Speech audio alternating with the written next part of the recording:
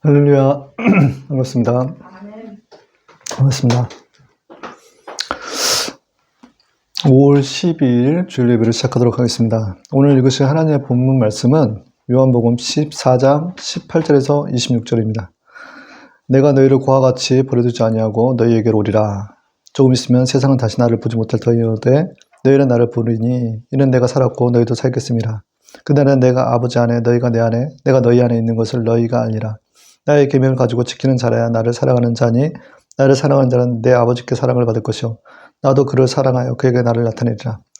가롯이 아닌 유다가 가로되 주여 어찌하여 자기를 우리에게는 나타내시고 세상에게는 아니하려 하시나이까.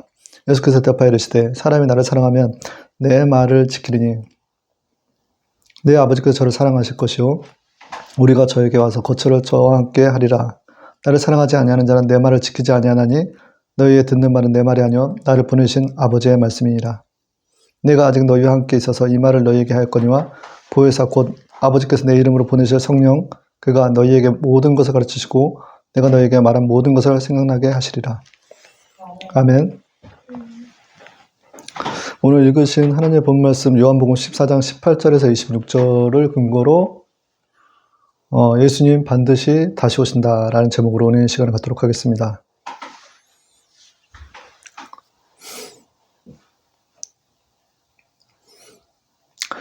우리는 성경에서 답을 찾아야 됩니다. 성경은 약속인데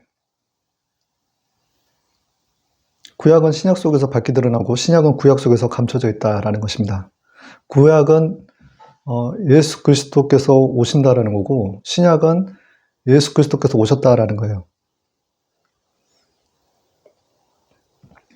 이 성경이라는 책을 자세히 보면 이 성경이 69권이 어떻게 이게 성경이 됐느냐라는 거에 대한 그 의문을 갖는 분들이 많이 계시더라고요. 그러니까 이 성경 이거 사람이 쓴 거 아니야? 라는 어떤 의문. 그래서 제가 이 성경이 어떻게 해서 쓰여진지에 대해서 좀 이게 어떻게 해서 성경이 됐는지에 대해서 좀 말씀을 좀 드릴게요. 이 구약 39권은 1000년 동안 기록된 것인데 많은 세월 그 가운데서 그 많은 저자들이 하나님의 영감을 받아 기록한 책들이다.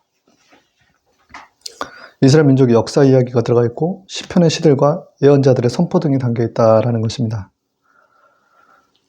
성경의 정경화는 정경이라는 말은 표준이나 규준을 얘기하는 그 그리스의 그 카논이라는 말에서 유래가 되었는데 AD 예수님 오신 이후 아노 도미니 90년 유대인의 랍비들이 그들의 어떤 회의 얌리아 회의라는 곳에서 정경으로 인정을 했다라는 거예요. 그래서 이 책에 아까 말씀드렸던 것처럼 이제 내용은 그렇고 이 성경 39권의 그 구약 성경의 거룩한 글들인가 권위 있는 글들인가 그리고 선지자들의 시기에 쓰여진 글들인가를 가지고서 이제 정경으로 삼았다라는 것입니다. 신약 성경도 마찬가지예요. 신약 성경 27권은 당시 이제 예수님의 승천을 본 백성들, 그리고 목격자들이죠. 제자들이 구전으로 이렇게 처음에 전파하다가 나중에 이제 문서로 기록한 게 지금의 이제 신약 27권이 된 거예요. 근데 이제 이 구전으로 전해된 내용들의 어떤 가공이 있었느냐, 가공이 없었다라는 게 정설이고 그것은 성령에 의해 하나님께서 영감이 개입했기 때문에 가공이 없이 정말 순수하게 하나님의 말씀을 기록했다라고 보시면 돼요. 마찬가지로 신약 성경의 어떤 정경화의 몇 가지 기준은 사도성, 예수님의 제자가 쓴 게 맞느냐, 그리고 보편성, 이게 성경으로서 인정받을 만한 보편성이 있느냐, 그리고 영감성, 그 성령의 감동을 위해서 쓰여진 글이냐라는 거예요. 그리고 예수 그리스도를 무엇보다도 증거하고 있느냐라는 것이 정경, 규준과 또 어떤 표준으로서 그 정경을 삼았다라는 것입니다. 이거는 마찬가지로 이제 363년, 397년 라우디아 회의 그리고 그 카르타고 회의에서 정경으로 인정이 돼요. 이 성경을 처음에 이제 기록했던 그 어떤 재질이 뭐였냐라는 거예요. 우리가 지금 보는 이런 종이 재질이 아니었다라는 것입니다. 처음에 그 기록했던 책은 파피루스라는 거예요. 파피루스라는 거는 나무에다가 나무 껍질에다 쓴 거예요. 나무 껍질. 그 파피루스를 얇게 펴서 이제 종이 재료로도 쓰는데, 그렇게 파피루스는 처음에 이제 그 책의 재료로서 쓰였다. 그 마태복음 1장 1절에 예수님의 계보의 책, 이게 이제 비블로스라는 책이, 여기서 나오는 책이 비블로스인데, 비블로스가 파피루스에서 유래된 것이다라는 거예요. 그리고 이것이 조금 더 나아가서 영어로 쓴 바이블이 되더라는 것입니다. 그리고 또 다른 이제 성경의 책의 어떤 재료가 뭐였냐? 그것은 양피지라는 거예요, 양피지. 양피지라는 것은 양의 그 가죽에다 썼다는 거예요. 양의 가죽에다 석회를 발라서 그러니까 건조한 표백한 글씨를 쓰기 위해 쓰여진 그 양피지의 기록이 되었다는 거예요. 근데 그 오래된 이제 유물이 나올 거 아닙니까? 그 유물에 나왔던 것이 이제 아까 말씀드렸던 오래된 그 책들 중에서 이 파피루스와 양피지가 나오는데, 가장 오래된 것들이 사해사본이더라는 거예요. 그래서 기원전 2세기에서 1세기에 쓰여졌던 그 히브리어의 구약 성서서본이 최초가 되더라는 것입니다. 그리고 이제 1946년 말 1947년 초에 그 이스라엘의 소규모 사해 인근에서 쿰람 동굴에서 발견된 것이 그 이사야서예요. 그래서 이렇게 성경들이, 그 오래된 성경들이 그 유물로서 발견이 된 거예요. 유물로서 발견이 되더라. 그에 많은 성경들이 뭐 나음 일부가 뭐 발견이 되고, 양피 조각으로 20여 개 양피 조각으로도 또 이렇게 발견이 되고, 유대 광야 동굴에서도 성경 사본 조각들이 발견이 되더라는 것입니다. 근데 중요한 것은 이렇게 발견된 이 성경에 쓰여진 아까 말씀드렸던 인간이 기록했는데 원 저자가 누구냐라는 거예요. 인간이 기록을 했는데 원 저자는 사실 성령이라는 거예요, 성령. 그래서 성령이 알려준 그대로 받아 적었다. 옮겨 적었다. 이런 것을 이제 축자라는 거예요, 축자. 축자 받아 옮겨 적었다. 그리고 영감설, 성령의 영감으로 쓰여졌다. 그래서 축자 영감설. 성경은 축자 영감설로 해서 하나님의 성령의 감동으로서 받아 옮겨 적었다. 인간의 언어로 받아 적었다라는 것입니다.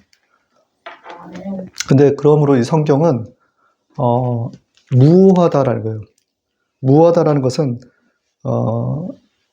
단 한 글자도 한 문장도 틀림이 없으며 오류가 없다라는 거예요, 오류가. 그래서 하나님의 쓰신 이 성경 말씀은 축자 영감설, 성령의 감동으로 받아 쓴 글이며 오류가 없는 무한 하나님의 말씀으로서 인정을 받았다. 그래서 성경의 구약 39권에 신약 27권이 정교가 되면서 66권, 오늘날 이렇게 우리가 보는 성경책이 됐다라는 것입니다. 사실 하나님을 아는 신비는 지식은 예수님을 통해서만이 알 수가 있는 거예요. 성령의 조명을 통해서만이 이 하나님을 알아갈 수가 있다는 것입니다. 그래서 인간의 지식으로는 이 성경을 안다라고 해서 아는 게 아니에요. 그러니까 인간의 지식으로 하나님을 안다라고 생각하는 것이 아니라, 우리가 위로부터는 예수님을 통해서 오는 그 성령의 조명하에 성경을 볼 때만이 이 성경에서 말하는 그 메시지, 신비를 알 수가 있다는 거예요. 그래서 요한복음 14장 16절에 보혜사, 오늘 읽었던 말씀 중에 보혜사 곧 아버지께 내 이름을 부르신 성령께서 너희에게 모든 것을 가르치고 내가 너희에게 말한 모든 것을 생각나게 하시리라. 그런 성경이 아까도 말씀드린 구약에 오실 예수님, 신약에 오신 예수님을 얘기했다면 이제 남은 한 약속이 다시 오실 예수님이시다라는 거예요. 그래서 이제 71회 중에서 7일회와 62일회가 지난 69일회가 지난 한 일회만을 남고 있는데, 그 중간에 교회 시대에 우리가 살고 있다는 것입니다. 그래서 인간의 시간으로 보자면 이게 1000년이 하루 같고 하루가 1000년 같다라는 그 하나님의 그 베드로서의 말씀처럼 우리가 지금 이 낀 사이에 있는데 뭔가 좀 긴장의 시대에 살고 있다는 거예요.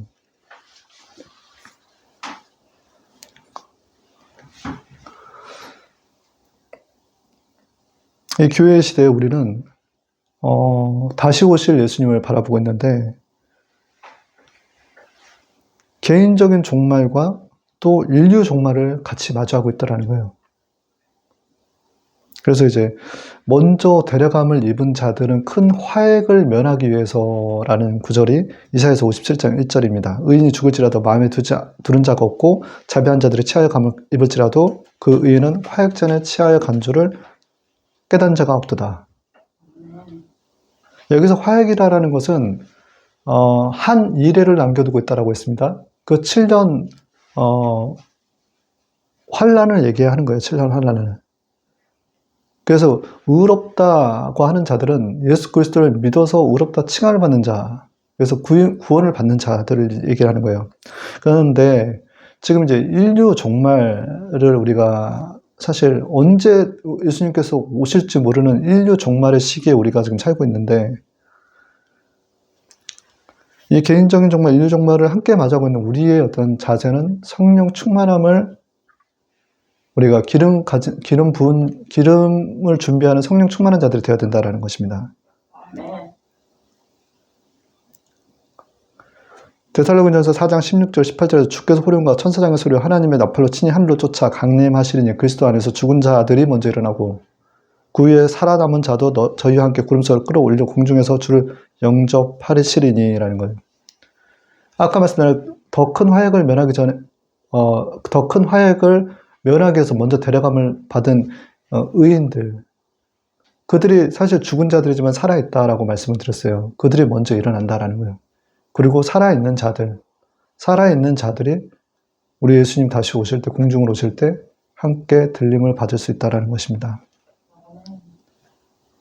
그러면 이 7년 혼인잔치, 7년 혼인잔치가 저 공중에서 이루어질 동안에 이 땅 가운데의 7년 환란은 재앙이에요, 재앙. 더 이상 이 남아있는 이 시대는 성령이 자리하잖아요. 성령이 함께 하시잖아요. 교회가 끝난다라는 거예요. 신약교회는 끝난다라는 거예요.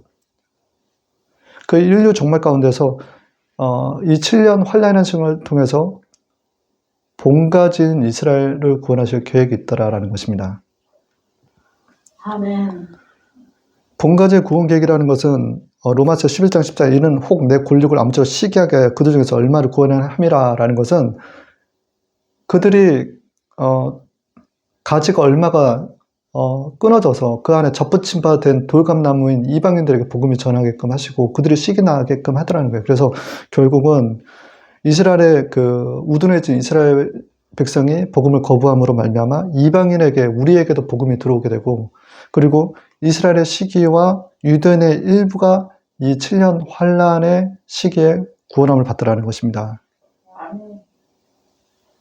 그래서 온 이스라엘을 구원한다라는 것은 구원받은 그 역사 가운데서 구원받은 이민족들과 이스라엘의 총수를 합해서 온 이스라엘이 구원을 받는다라는 거예요. 그래서 신약성경 마태복음 24장의 1절에서 13절에 그러나 끝까지 견디는 자는 구원을 얻으리라. 이 환란 가운데서 구원을 받는다는 것은 유대인들을 말한다라는 것입니다. 마태복음 24장 20절, 21절에서 너희가 도망하는 일 겨울이나 안식이 되지 않도록 기도하라. 이는 그때 큰 환란이 있겠습니다. 안식일을 얘기하는 것은 유대인들을 얘기한다는 거예요. 유대인들. 그래서 이때 어떤 환란기에서 구원받는다는 것은 예수를 믿어 어떤 그 거듭남과 어떤 성령의 어떤 세례를 받는 것이 아니라는 거예요. 영적으로 건너서 구원을 받는다는 뜻이 아니고 7년 동안 그 환난기 동안에 배경 없이 박해를 끝까지 견디는 자들이 예수님의 지상 재림시에 구원을 받을 것이다 라는 거예요.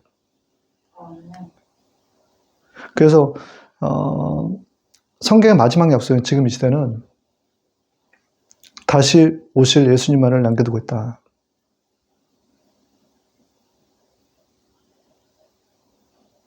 선민 이스라엘 백성의 그 역사를, 구약의 역사를 보면 이스라엘 백성들은 끊임없이 하나님의 관계 속에서 죄를 범합니다. 그 죄를 짓고 난 다음에 하나님의 징계를 받게 되고, 징계를 통해 또 회개를 하게 되고, 회개를 통해서 또 회복을 하더라는 거예요.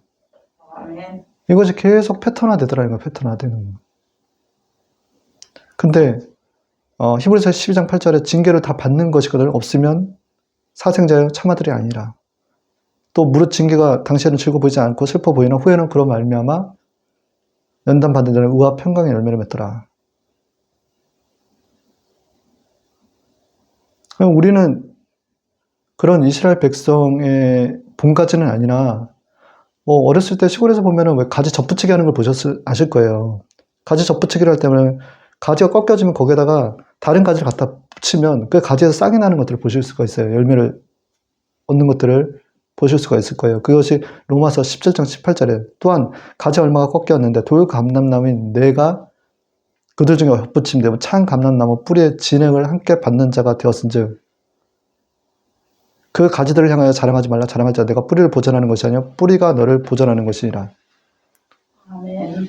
사실 우리는 돌감람나무인데 가지가 꺾인 곳에 찬 감람나무의 가지에 접붙임을 받아서 그 진액을 받아서 우리가 그 안에서 이제 열매가 맺어지고 자라났더라는 거예요. 그래서 우리는 어찌 보면은 이제 돌감람나무에 우리가 찬 감람나무의 진액을 받아서 같은 이스라엘 백성, 선민 이스라엘 백성, 영적 이스라엘 백성이 되었다라는 것입니다. 아멘. 근데 대한민국 이런 우리 영적 이스라엘 백성인 우리가 지금 하나님 앞에서 다시 오실 예수님을 지금 맞이하고 있는 이 시기에 어떤 모습으로 지금 하나님과 마주하고 있냐라는 거예요. 첫 번째, 제 가운데 징계를 받고 있다라는 것입니다. 아니, 대한민국 교회 사회가 무슨 하나님 앞에 죄를 지었어 라고 생각하실 수도 있는데,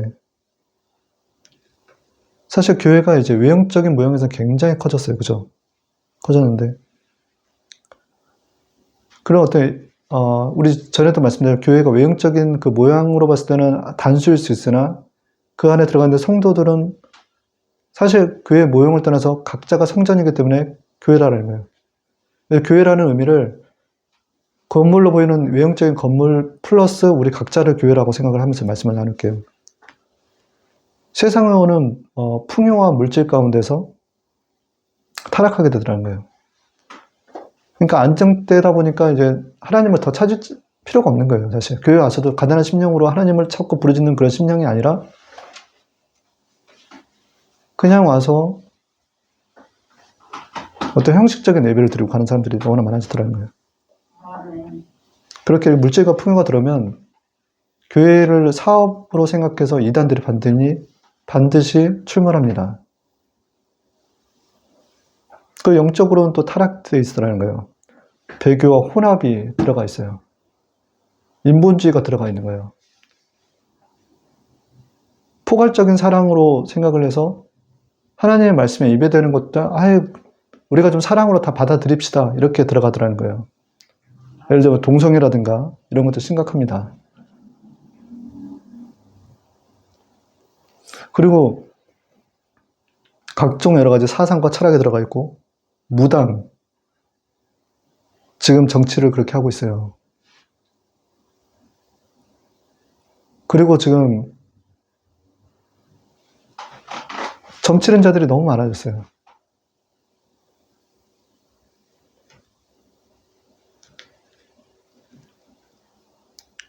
그래서 지금 우리가 이렇게 살고 있는 대한민국 현실이 원래 우리가 잘나서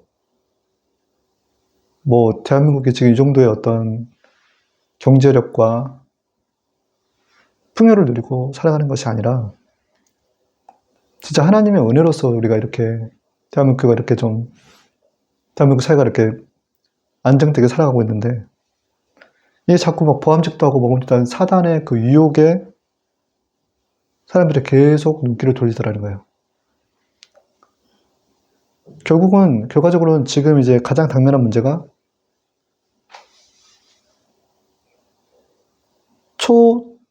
초저출산 국가가 됐다라는 것입니다. 그 해외에서도 대한민국을 언급을 많이 해요. 최근에 일론 머스크가 저출산 나라고 하는데 대한민국이 가장 위기다라고 얘기하면서 앞으로 이제 여러 가지 기사나 내용을 보시면 아시겠지만 40년 뒤에는 인구가 3천만이 될 거라는 거예요. 출산과 사망 비율이 1대5예요. 아이 한 명을 낳는데 노인 인구는 5명이 죽는 거예요. 그리고 이제 경제적으로 보면 이제 여러 가지 위기의 시그널이 오고 있어요. 우리가 이제 실제 체감지수, 물가지수 이런 것들 보면 굉장히 지금 뭐 물가도 올라가고 있고, 자영업자가 폐쇄하고 있고, 폐업하고 있고, 건설사가 부도나고 있고, 제조업의 투자, 또 생산 이런 것들이 다 감소하고 있다는 것입니다. 그러니까 하나님께서는 창세기에 생육하고 번성하라라고 했어요. 창세기 1장 27절에 28절에서 하나님이 자기 형상곧 하나님 형상대로 사람을 창조하실 때 남자 여자를 창조하시고 하나님은 그들에게 복을 주시며 그들에게 이르시되 생육하고 번성하여라는 거예요. 땅에 충만하라. 땅을 정복하라. 바다와 고기와 공중의 새와 땅에 움직이는 모든 생물을 다스리라. 하나님의 이 인간을 향하신 하나님의 복이에요. 복. 아브라함에게도 내 자녀의 수가 뭇별처럼 많아지리라. 세어보라. 바닷가의 모래알처럼 많아지리라. 창세기 15장 5절에서 6절에 그를 이끌고 밖으로 나가 이르시되 하늘을 우러러 뭇별을 셀 수 있나 보라. 또 그에게 이르시되 내 자손이 이와 같으리라. 하나님의 야훼를 믿으니 야훼께서 하나님께서 이를 그의 의로 여기시고 라는 거예요. 아멘. 그래서 진짜 하나님께로부터 오는 복이 진짜 복이다라는 거예요. 아멘. 지금 이게 뭐 한강의 기적이라고 하는데 한강의 기적이 우리 대한민국이 국민성이 뛰어나서 단지 우리의 노력으로만 된 것이다라고 생각하십니까? 그렇지 않다라는 것입니다. 그건 착각이다라는 거예요. 기독교가 전파되기 전 과거에 이제 많은 이 대한민국 사회에는 각종 샤머니즘과 유교와 또 불교 그런 헛된 짓들이 많이 자리하고 있었어요. 뿐만 아니라 그 당시에 과거의 이제 과거의 역사를 보면 조선이라는 나라는 수많은 위로부터의 오랑캐들과 또 아래로부터의 왜구들이 침략이 끊이지 않았다는 거예요. 늘 가난하고 배고픈 약소국가였다는 것입니다. 근데 이 선교사가 파견되고 이 대한민국이 그렇게 수많은 교회가 생기고 정말 가난한 10년 가운데 하나님의 그 기적을 맛보는 거예요. 위로부터 오는 복을. 그래서 예수 그리스도를 통해서 교회에 생수가 공급이 되니 그 생수가 마치 죽은 사회바다를 살린 것처럼 대한민국 사회를 바꿔나가더라는 거예요. 위로부터 오는 그 축복이 임하더라는 거죠. 아멘. 근데 지금 교회가 어떻게 됐냐? 타락했다라는 거예요, 타락. 하나님의 관계가 멀어지고 있다라는 거예요.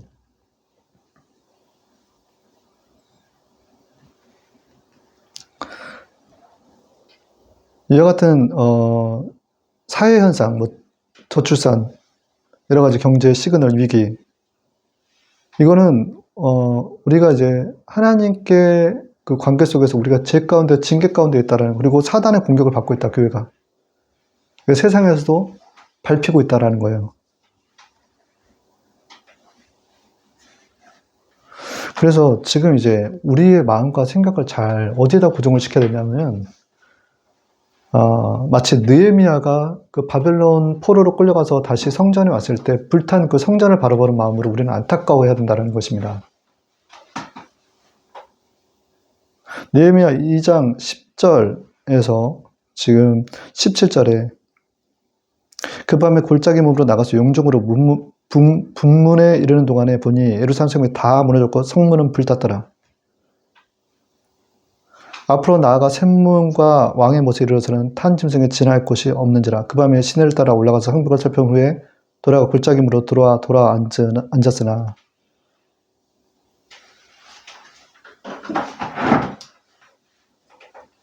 교회가 불에 탄 것처럼 다 무너져 내리는 것들을 우리는 볼 줄 알아야 된다는 거예요.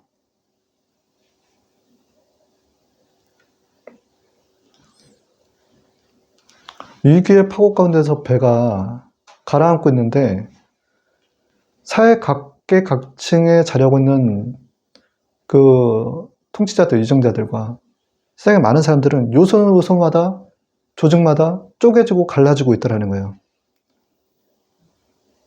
그래서 갈라디아서 5장에는 육체의 일은 현저하니 당짓는 것과 이러한 자들은 하나님의 유업을 잊지 못할 자라고 얘기를 한 거예요. 그래서 지금 말씀드리자면 이 대한민국 사회가 지금 한가롭게 당 지을 때냐라는 거예요. 평백하게 지낼 때냐라는 거예요.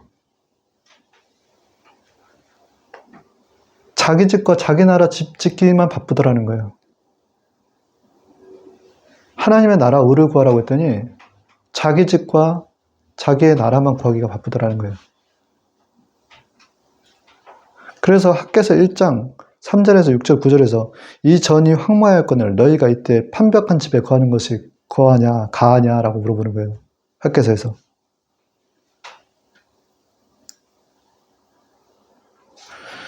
이것이 무슨 용어냐. 내 집은 황무했을 때 너희는 각각 자기 집에 빨랐습니다.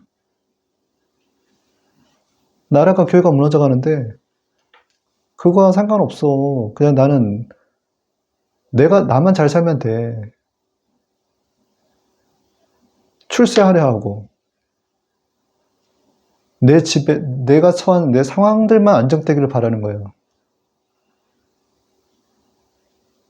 교회가 어떻게 되는 건 상관하지 않고, 그래서 이런 자들에게 하나님께서 학개서의 말씀은 너희가 많이 뿌릴지라도 수입이 적으면 먹을지라도 배부르지 못하며 마실지라도 흡족하지 못하며 입어도 따뜻하지 못하며 일꾼이 삭을 받아도 그것을 구멍 뚫려진 전대에 넣은 것 같으니라. 씨를 뿌려도 이러한 자들은 황폐해질 것이다라는 거예요. 수확을 걷지 못할 것이다라는 거. 더러워서 일꾼이 삭을 받아도 그것을 주머니에 넣는데 뚫어진 전대에 돈을 넣는 것 같다라는.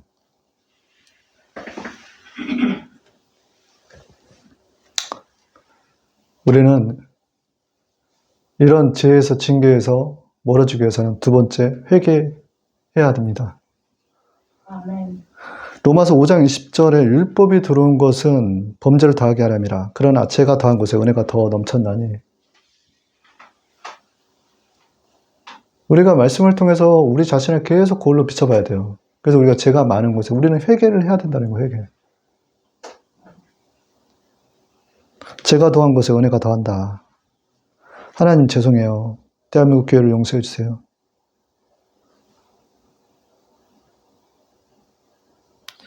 저희가 주님을 사랑해요. 아멘. 우리 각자의 생명까지도 주님을 위해서라는 그런 고백들이 있어야 돼요.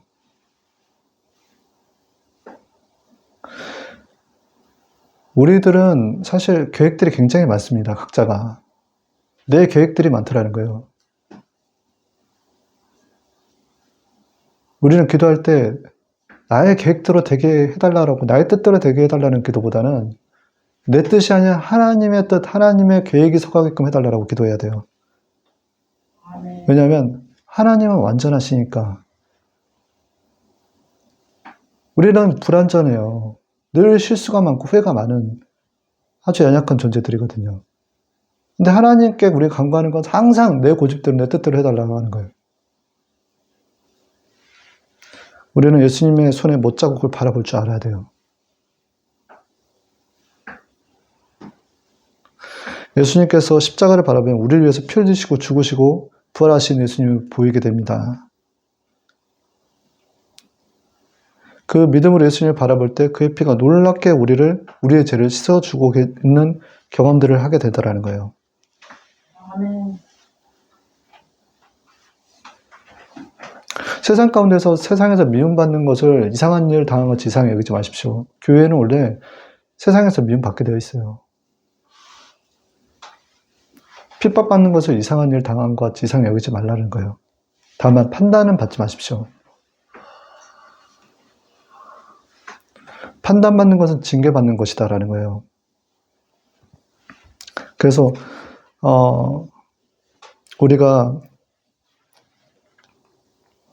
주변에서 이제 우리 하나님의 자녀들이 사실 알게 모르게 예수님을 증거하면 증거할수록 세상에서는 미움과 또는 시기와 또는 핍박을 받게 됐는데, 그런 하나님의 자녀들을 하나님께서 눈동자와 같이 지키시더라는 거예요.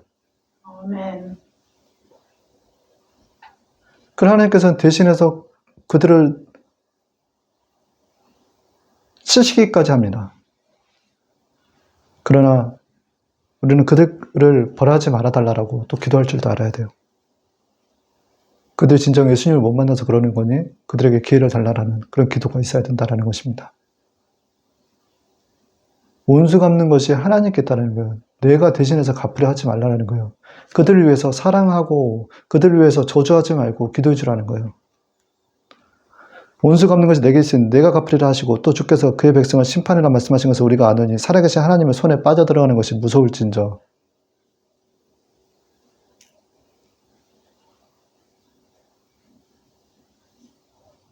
우리는 하나님 앞에 자로나 우러나 치우치면 안 돼요.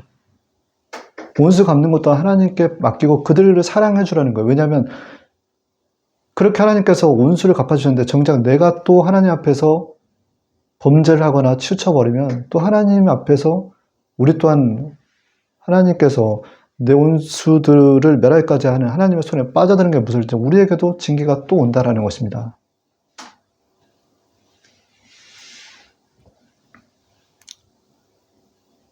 그러니 나를 괴롭게 한다라고 해서 주변의 이웃들을 공격하지 말고 하나님께 그들에게 저들을 어떻게 해달라는 그 저주 섞인 그런 기도하지 마시고 하나님의 말씀대로 순종해서 그들을 위해서 사랑하는 마음으로 기도해 주세요. 그들의 영혼이 잘 되게끔.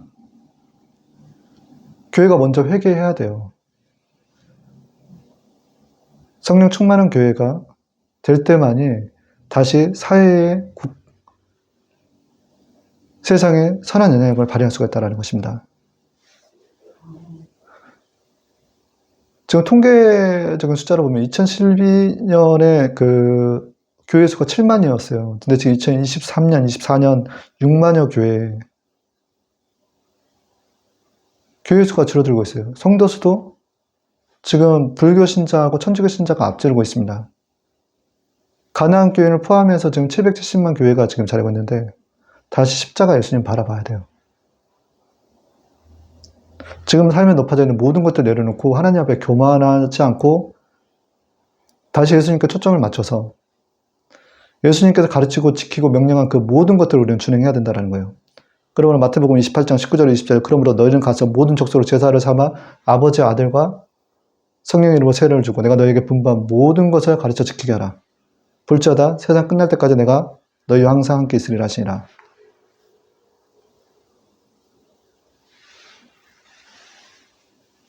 그리고 지금의 나 된 것은 다 주님의 은혜다라는 고백이 있어야 된다는 것입니다.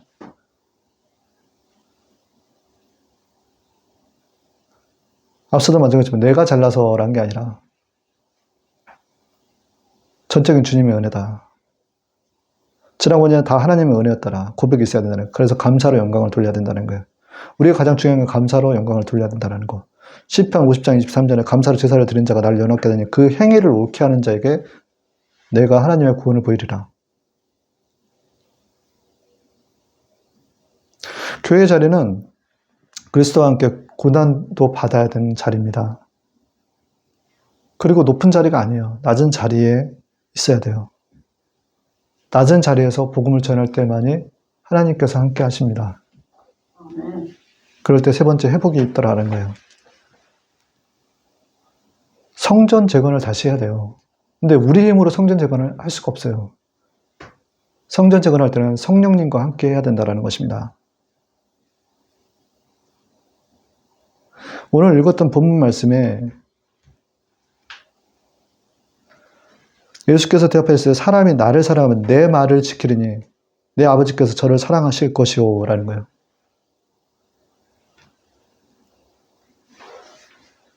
내 아버지께서 저를 사랑할 것이요 우리가 저에게 가서 저처럼 저와 함께 하시리라. 나를 사랑하지 아니한 자는 내 말을 지키지 아니하나니 너희 듣는 말은 내 말이 아니요 나를 보내신 아버지의 말씀이니라.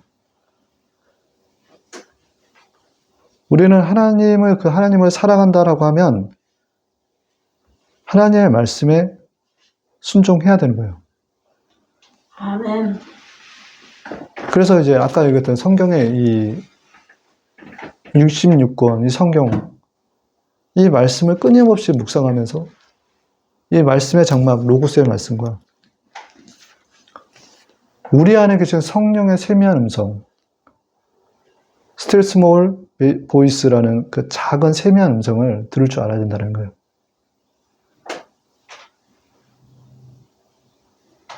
그래서 말씀을 장막에 거하면서 말씀에 순종하고 우리 안에 계신 성령의 세미한 음성, 그 말씀에 순종할 때에 성공한 삶이 되더라는 거예요.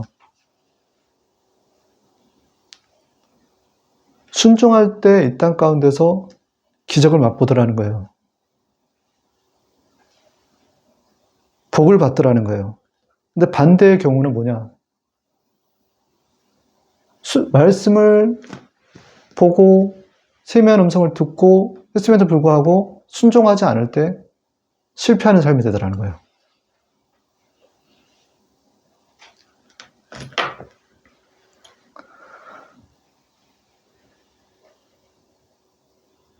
그래서 내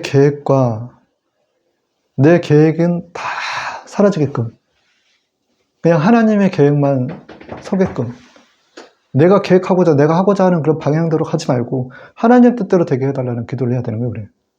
왜냐하면 아까도 말씀드린 하나님은 완전하시기 때문에 그렇다는 거예요. 자꾸 내 의지로 뭘 하려고 하지 말라는 거예요. 내 계획대로. 내 힘이 들어가게 돼 있어 그러면.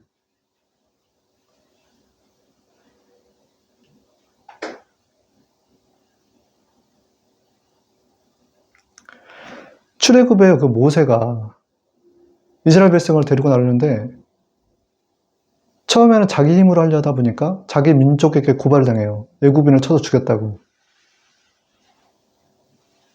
그래서 광야에서 40년 동안 양치기 생활을 한단 말입니다. 자기 힘으로 자기 계획으로 하려니까 그러는 거예요. 실패하더라는 거예요. 그러나 40년 동안 광야에서 연단 받은 후에 그가 하나님 앞에 설 때 나는 혀가 둔한 자이다. 쓰실 자를 쓰시옵소서라고 했을 때 그 힘이 빠진 걸 보시고 하나님께서 쓰시더라는 거예요.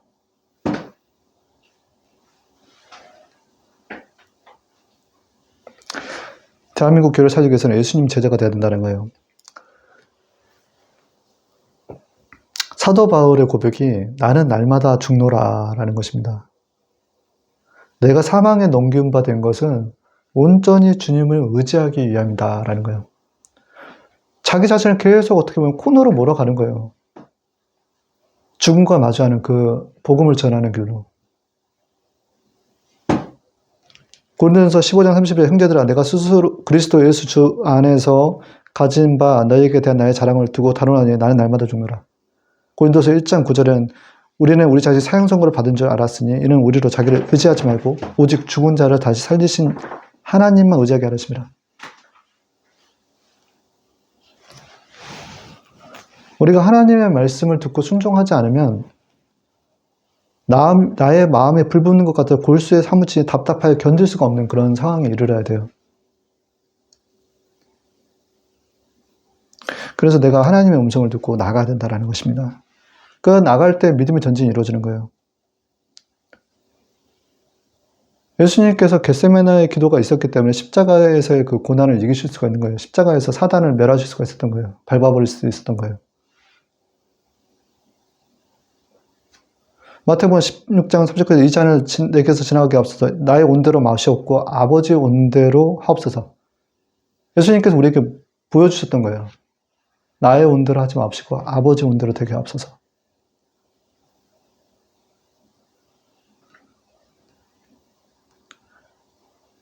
마태복음 26장 36절 46절에는 예수께서 제자들과 함께 겟세마네 곳에 이르러 제자들이 계실 때 내가 저기 가서 기도할 동안에 너희는 여기 앉아 있으라. 예수님은 그렇게 끊임없이 겟세마네라는 곳에 가서 한밤중에 해질녘에 새벽녘에 가서 기도를 했다라는 것입니다. 그리고서 요한복음 19장 30절에 다 이루었다 하시고 머리를 숙이시고 숨을 거두시니라.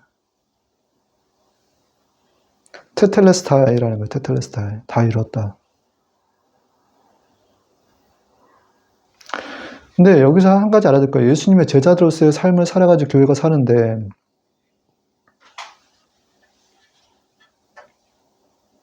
마태복음 16장 24절에 26절에는 살고자 하는 자는 죽는다라는 거예요. 이에 예수께서 제자들에게 이르시되 아무든지 나를 따라오려거나 자기를 부인하고 자기 십자가를 지고 나를 쫓을 것이니라. 누구든지 제 목숨을 구원하고자 하면 잃을 것이요 누구든지 나를 위하여 제 목숨을 잃으면 찾으리라. 아멘. 예수 그리스도를 위하여 죽고자 할 때 산다라는 거예요. 그러나 살고자 할 때 죽는다라는 거예요. 자기 부인을 하라는 거예요. 내가 나된 것은, 지금의 나된 것은 주님의 은혜다. 자기 집중, 자기 연민에 빠져있는 것은 자기 교만인 거예요, 교만. 예수님과 함께 십자가를 짊어질 마음을 가지고서 나아가야 된다는 거예요. 아멘. 그럴 때 사도행전 20장 24절에서 나의 달려갈 끝과 예수께 받은 사명 곧 하나님의 은혜의 복음 전가하는 일을 마치려 하면은 나의 생명을 조금 더 귀한 것으로 여기지 아니하노라. 그렇게 해서 예수님과 함께 좋은 군사로 나와 함께 고난을 받을지니 군사로 다니는 자는 자기 생활에 얽매인 자가 하나도 없나니 이는 군사로 모집된 자를 기쁘게 하려니라. 디모데후서 2장 3절에서 6절의 말씀. 디모데후서 4장 7절의 말씀은 내가 선한 싸움을 싸우고 나의 달려갈 길을 마치고 믿음을 지켰으니 이제 후로는 나를 위하여 의의 면류관이 예비되었으므로. 우리가 예수님께서 먼저 앞서가셨던 그 길을 우리가 제자로서 따라가면 지금의 대한민국 사회에 임한 여러 가지 그 징계, 저주 가운데서 벗어나더라는 거예요. 벗어날 수 있다라는 겁니다. 그래서 내가 기준이 되면 안 돼요. 하나님이 기준이 돼야 된다라는 거예요. 그리고 우리 각자를 바라보실 때도 그 사람을 세워주는 역할을 해줘야 돼요. 내가 기준이 되면 안 돼요. 하나님의 나라를 확장시켜 나가서 그 사람을 세워주는 역할을 해야지 하나님께서 보기 좋은 것이지. 우리 주변에서 많은 시행착오들이 있습니다. 내가 중심이 되어 있는 삶이 많아요. 하나님의 기준이 되어야 된다는 것입니다. 하나님께서 때가 되면 확 바꿔놓으실 수 있는 하나님이세요. 고난을 지나 넘치는 사랑을 받게끔 하시고 바꿔나가실 수 있는 게 하나님이시다라는 것입니다. 그래서 우리가 하나님 앞에 외형적인 겉모습이 아니라 우리의 마음의 중심에 하나님을 열렬히 사랑하는 마음들이 자리해야 돼요, 다시. 그리고 다시 십자가 예수님을 바라보고 회개해야 된다는 것입니다. 그때만이 이 대한민국 사회가 바뀔 거예요. 지금의 저주, 여러 가지 정책들을 많이 쏟아내고 있는데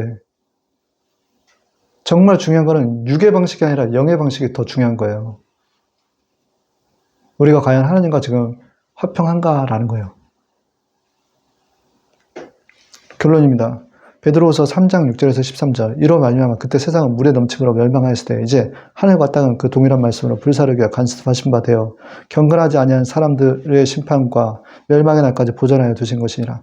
사랑하는 자들아 주께는 하루가 천년 같고 천년이 하루 같은 이 한 가지를 잊지 말라. 아멘.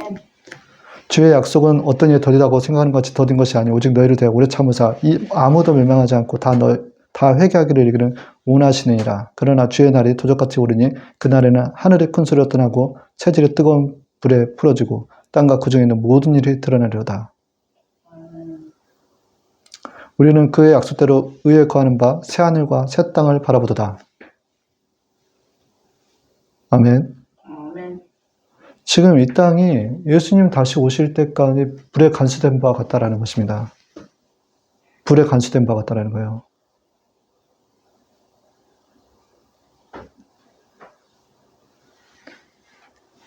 주의 날이 예수님께서 다시 오실 때에 하늘의 큰 소리로 떠나가고 체질이 뜨거운 불에 풀어주고 땅에 그 중에 있는 모든 일이 드러나리로다. 그래서 먼저 의인이 데려감을 입은 것이 화액을 면하기 위한 줄을 알지 못할 깨닫는 자가 없도다라는 거예요.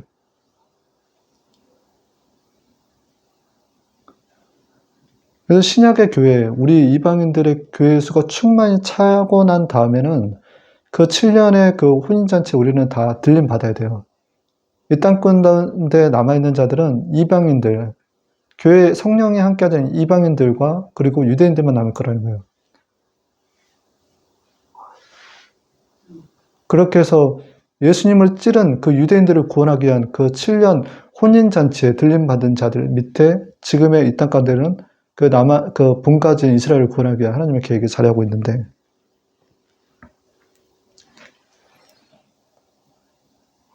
중요한 것은 우리가 늘 깨어 있어야 된다는 거.